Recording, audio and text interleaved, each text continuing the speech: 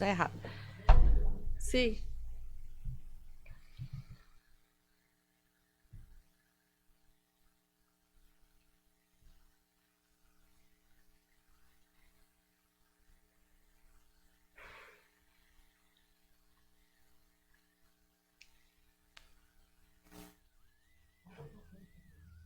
Teste.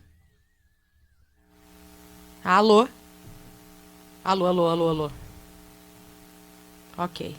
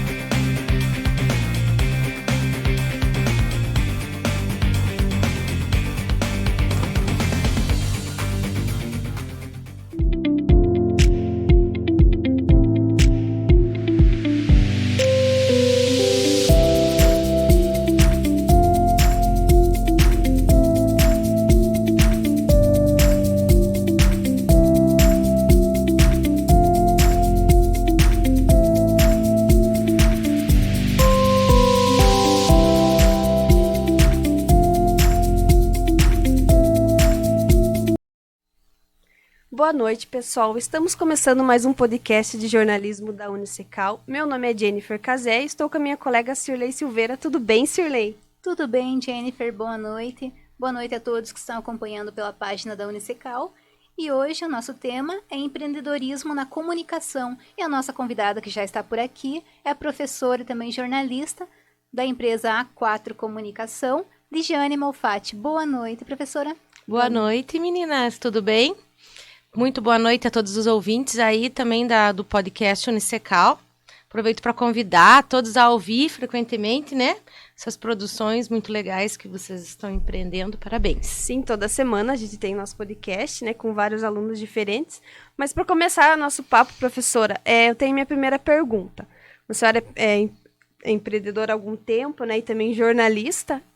Empreender dá mais qualidade de vida? Garante uma qualidade de vida? É uma pergunta difícil, Jennifer. Por um lado, dá mais autonomia, porque você não tem um patrão, vamos dizer assim. Mas, ao mesmo tempo, os teus clientes são todos teus patrões. Então, você não tem um patrão, você troca um patrão por um compromisso que você tem com os teus clientes, né? Porque você, como diretor, chefe, empreendedor de uma empresa, você tem que se responsabilizar por aquilo de uma maneira mais efetiva do que um funcionário, né? Então, a responsabilidade é maior. Entendi. Você acha que ainda existe um certo preconceito na área, assim, do empreendedorismo feminino, para advogada, ser empreendedora, ou assim por diante? Ainda existe um certo preconceito nessas áreas? Eu acho que esse tabu vem sido quebrado há algum tempo. Eu posso falar na nossa área, né, de comunicação. Quando a gente começou a empresa, isso em 2002, não tinha nenhuma mulher empreendendo na cidade nessa área, assim, né? Hoje a gente já vê muito mais jornalistas se formando do que homens, não é? Muito mais mulheres atuando em cargos de chefia e também muito mais mulheres tendo a coragem de empreender, que era uma atividade que durante muito tempo era destinada ao homem. Era o homem que era o chefe do negócio, né? A mulher podia até trabalhar, mas ela ser chefe, durante muito tempo, em muitas profissões, isso foi tabu. Ainda bem que isso vem sido quebrado, né? E a professora foi uma das primeiras, então, aqui em Ponta Grossa, nessa área. Eu e mais duas sócias na época, né? Aham. A gente foi no ramo da comunicação, a gente foi a primeira empresa gerida por mulheres. E já teve alguma dificuldade por ser mulher nessa área? Se vocês são mulheres, vocês sabem que muitas vezes você estar atuando em um mercado onde tem um domínio masculino muito grande, às vezes as piadinhas, elas não são diretas, mas é algo que fica no dito, entende? Nas entrelinhas. E que você, como mulher, acaba se tocando, assim. Por mais que o homem, muitas vezes, ache que aquilo não tem nada a ver, que foi só uma brincadeira, a gente sabe lá no fundo aonde dói na gente, né? Que ele só fez essa piada porque você é mulher, porque você tá, sei lá, com uma roupa que você queira usar, com decote, né? Ainda tem muito machismo, né? Acho que falta reconhecimento também para a área de empreendedorismo ou até na área da comunicação para a mulher. Olha, eu vou falar de uma maneira geral sobre empreendedorismo no Brasil, que é muito difícil, né? O empreendedor no Brasil, ele mata um leão por dia e ele nada contra a corrente todos os dias. E ele é realmente o último a ser reconhecido. É o que gera emprego, é o que gera imposto, mas é muito difícil a gente ter um reconhecimento e falar, nossa, que bom, ou um subsídio para o empreendedor, né? É muito difícil. E a carga tributária é muito grande, a carga trabalhista é muito grande, né? E hoje em dia, assim, com a flexibilização do trabalho, isso foi amenizando um pouquinho, né?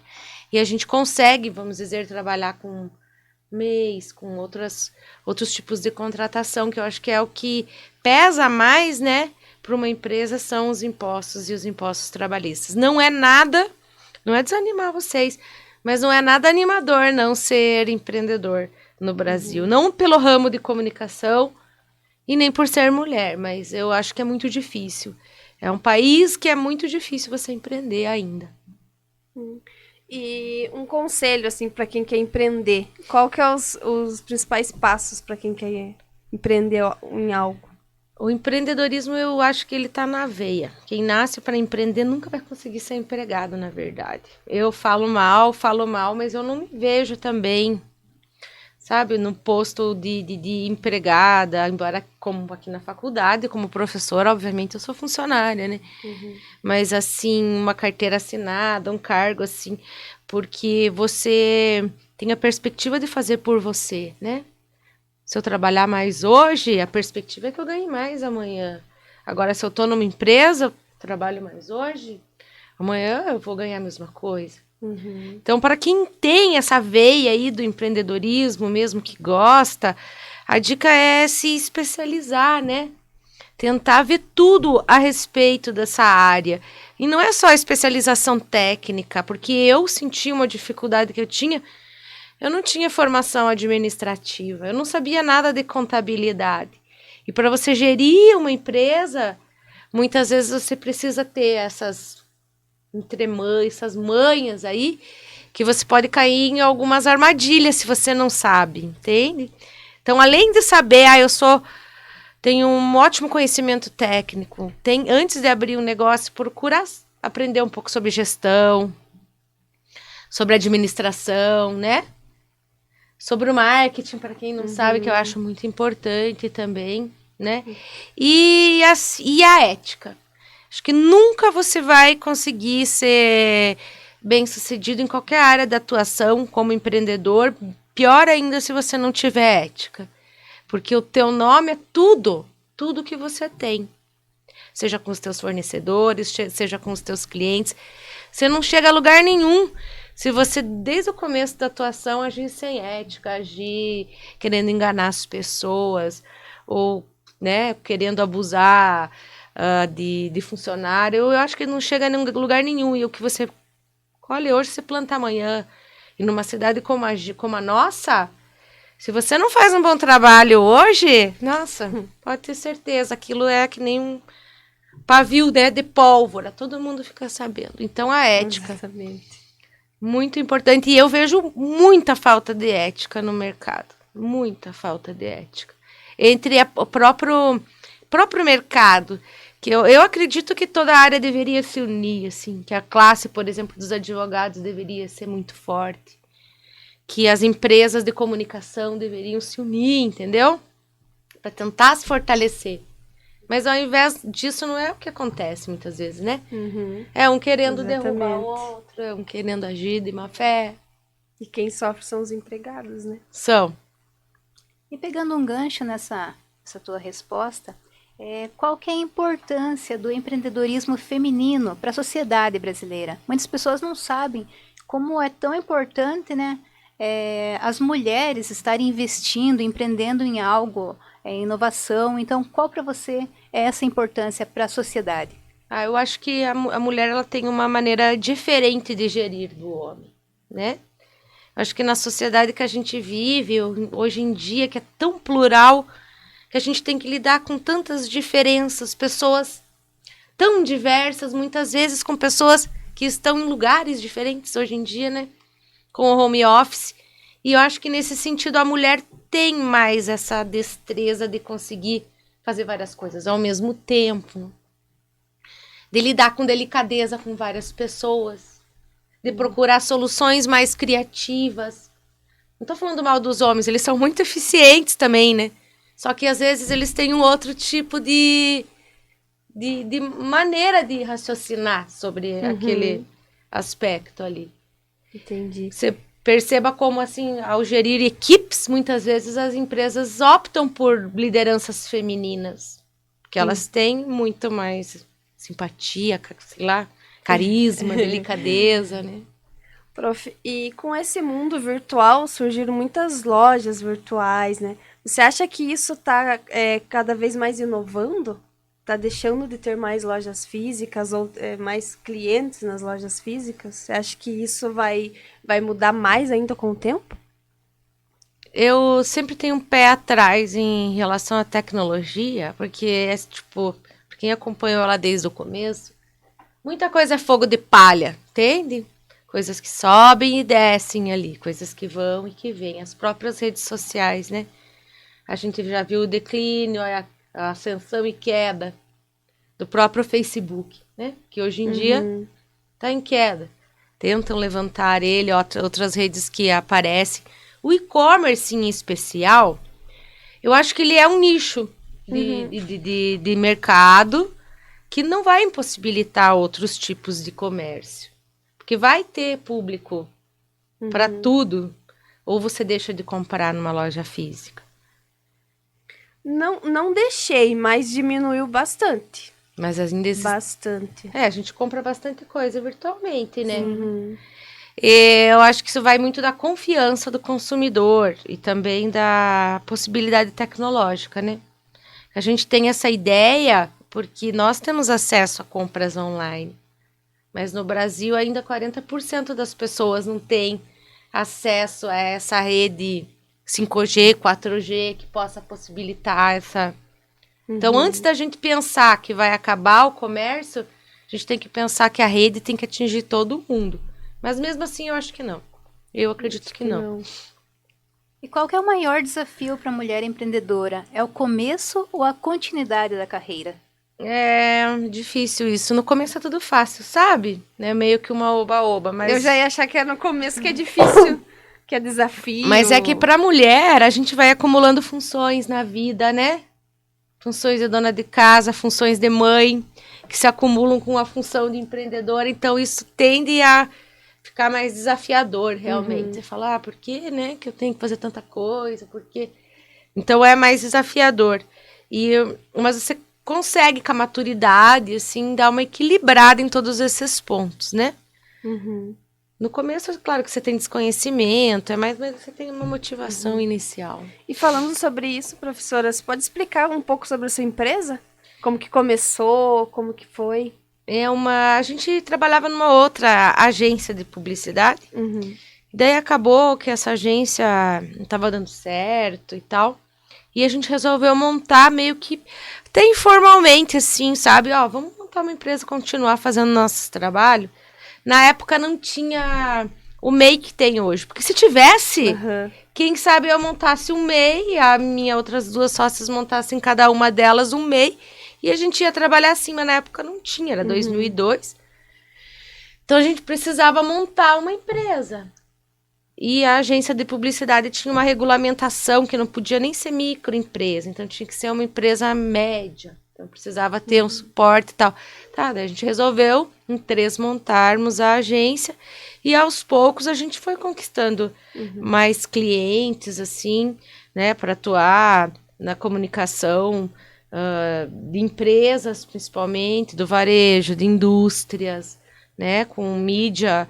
No começo era muita mídia impressa, jornal, anúncio de jornal, revista, rádio, televisão, né? Com o tempo a gente acompanhou uma mudança, tanto no perfil dos veículos que são oferecidos, quanto no perfil dos próprios clientes, né? A queda um pouco da TV mesmo para a maior alcance da internet, né? Hoje em dia, Facebook, redes sociais é o que movimenta.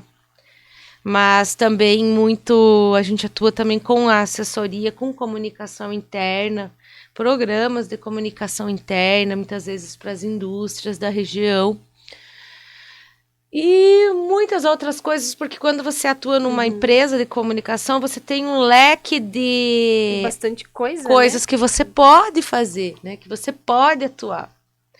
Você pode atuar fazendo qualquer demanda que o teu cliente tenha em relação... Uma logo... Sim, de um logotipo a um evento para os funcionários de final de ano, por exemplo. Tudo isso pode ser realizado, né? A pandemia afetou o andamento da empresa?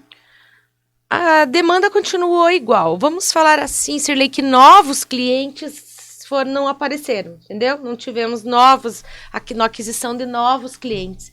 Mas aqueles que estavam, eles continuaram, porque não tinha como, muitas vezes, parar completamente, né? Então, deu uma diminuída, mas não por completo, como eu falo, né? Aí, agora, com a retomada, aí tem mais clientes que retornam, novos clientes, novas demandas, e tá bem aquecido até o mercado de comunicação na cidade, eu acho. E vamos falar um pouco sobre a profissão de professora. Há quanto tempo que você é professora aqui na Unicecal? Então, eu sou professora desde 2003 aqui na Cecal. Nossa, bastante tempo, prof. Bastante tempo, e foi uma coisa muito interligada à outra, porque na agência eu trabalhava muito com design, né? E na época a professora Vanessa Zapia, Vanessa, um abraço para você se estiver ouvindo, minha querida, que era a professora coordenadora do curso, me convidou, falou assim, ó, a gente tá precisando de um professor de design. E é muito difícil mesmo, porque é uma área bem específica, né? Que ou você domina ou não adianta. E daí eu comecei dando aula de design, e a partir de então não parei, né? Como vocês sabem, estou aqui até agora. Até agora. Aproveitando, então, vamos falar desse projeto do jornal Nova Pauta, que está aqui nas nossas mãos. Pra quem não sabe, a prof é nossa professora, né? Nós diagramamos todinho ele. Aproveitando para mostrar as matérias, né, professora? Sim. Fala um pouco desse projeto, professora, para nós. Esse Nova daqui, Pauta. o Nova Pauta, é um jornal laboratório do curso de jornalismo, né? Todos os cursos do jornalismo têm a obrigatoriedade de produzir um jornal laboratório, que a gente fala. Que é o quê? O espaço de experimentação de vocês.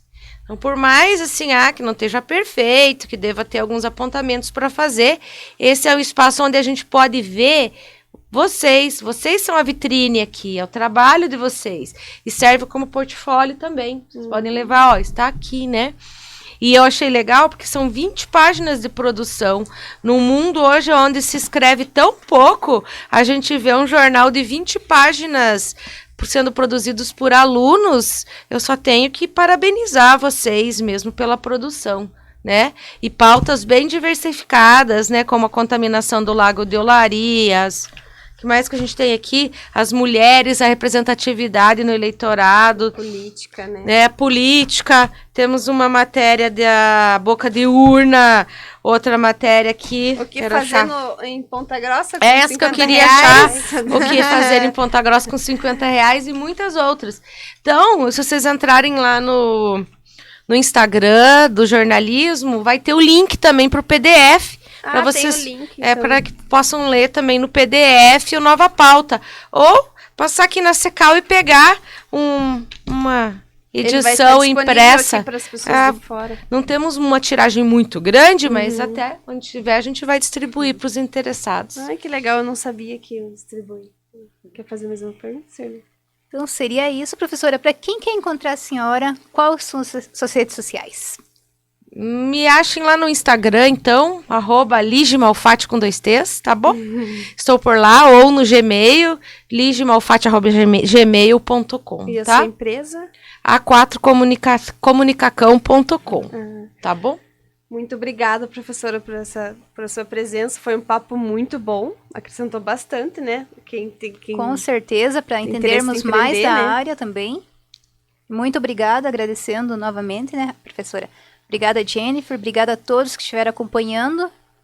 E estamos agradecendo mais uma vez. Até a próxima. Boa noite, pessoal. Boa noite a todos.